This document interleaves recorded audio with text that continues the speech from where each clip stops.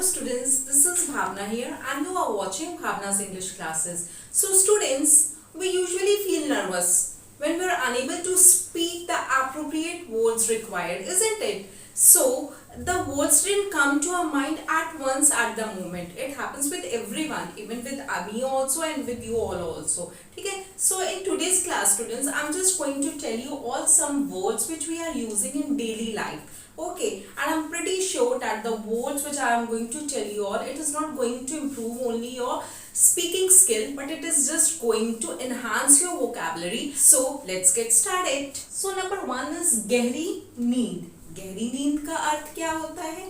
Sound sleep. गहरी नींद तो सभी को आती है.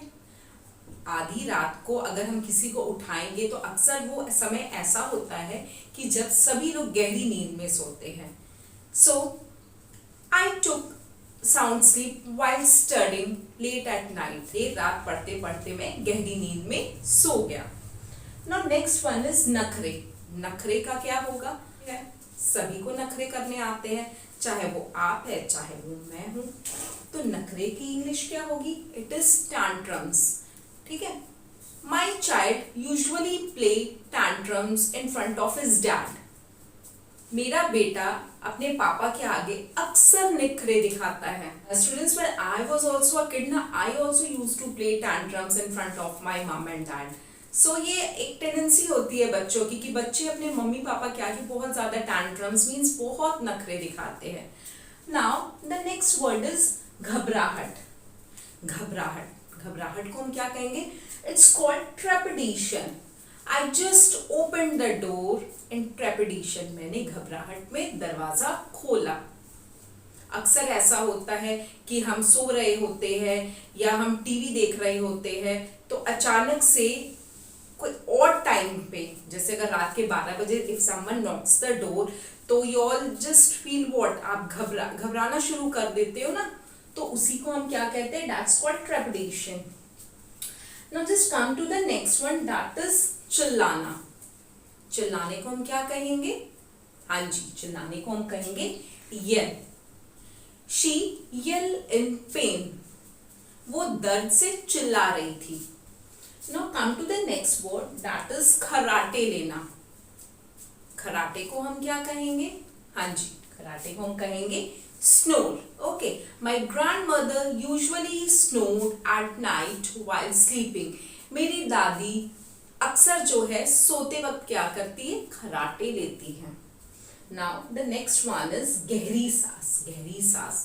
गहरी सांस इंसान तब लेता है जब उसे कोई टेंशन हो रही होती है और टेंशन के बाद अगर वो चीज उसकी सॉल्व हो जाती है, रिजॉल्व हो जाती है, तो he just takes sigh. Okay, गहरी सांस लेता है.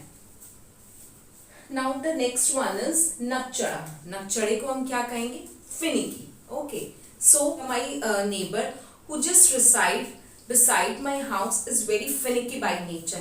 मेरा पड़ोसी जो ठीक मेरे बगल में रहता है वो बड़ा नकचड़ा है. Now the next word is बातुनी. Basically तो बेटा बातुनी हम किसे कहते हैं? Talkative को कहते हैं, ठीक है. But here I am going to give you another word for बातुनी, that is verbose. Okay, so the students of my class are very verbose. मेरी क्लास, मेरी कक्षा के बच्चे जो है वो बहुत बातूनी है. Okay, I'm sure you all are just getting me whatever I am telling you. मुझे आशा है कि आप सबको समझ में आ रहा है जो भी मैं आपको बता रही हूँ. Now just come to the next word, मलना. मलने को हम क्या कहेंगे? It is smear. Okay, my son smeared on my arms. मेरे बेटे ने मेरी बाह पे मला because I got an injury there. Now the next word is, that is बेशरम. बेशरम को क्या कहेंगे हम? malapart. It's called malapart. So I will just give you an example of that word, malapart. After getting my scolding, he was such a malapart that he remained there. मेरी डांट खाने के बावजूद भी वो इतना बेशरम था कि वो वहीं खड़ा रहा. Now move on the next words, that is हिचकी. हिचकी हम किसे कहते हैं? हिकअप को. अब हिकअप का क्या सेंटेंस हम बना सकते हैं? My friend Sia usually hiccups after having her meals. मेरी जो सहेली है वो अक्सर उसे हिचकी आती है खाने के बाद. Now the next word is जमाई. जमाई सभी लेते हैं, ठीक है ना. जमाई को हम क्या कहते हैं? It's called yawn. The student was yawning in the class while the teacher was teaching. बच्चा क्लास में जमाई ले रहा था जब टीचर जो है उन्हें पढ़ा रही थी. Okay, you all are understanding. Now the next word is डकार लेना. डकार लेना हम किसे कहते हैं? burp. Okay, I just got a burp when I just ate a piece of apple. The next word is हाफना. हाफने को हम क्या कहते हैं? हाफने को हम कहते हैं panting. Okay, अब now I will just give you an example of this word panting. She was panting very badly. वो बहुत बुरे तरीके से हाफ रही थी. She was panting very badly. वो बहुत बुरे तरीके से हाफ रही थी. कुछ पीते वक्त चूसने की आवाज आना. एंड ये चूसने की आवाज कब आती है? जब हम चाय पीते हैं, जिसको कि आप चुस्की कहते हैं. Okay, so it's called slurp. I don't like the people who just slurp while having their tea.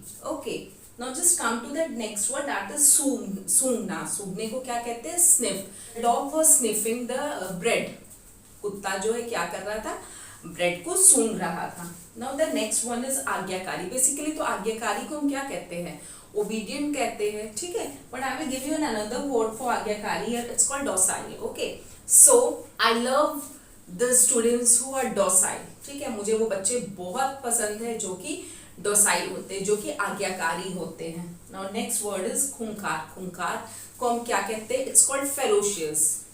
Like tigers are ferocious animal. Okay, tigers जो होते हैं, बाघ जो होते हैं, वो कैसे जानवर होते हैं? खूंखार जानवर होते हैं. Now just come to the last second one, that is called उपदेश. उपदेश को हम क्या कहते हैं इंग्लिश में? हाँ जी, it's called gospel. I love to hear gospel of Sudhanshu जी महाराज. मुझे सुधांशु जी के प्रवचन सुनना बहुत अच्छा लगता है. या in other words you can say I'm very fond of gospel of Sudhanshu ji Maharaj. Okay, now just come to the next one, that is सैर सपाटा. आज का पूरा दिन तो मेरा सैर सपाटे में ही गुजरा. Okay, I just spent my whole day in rambling only.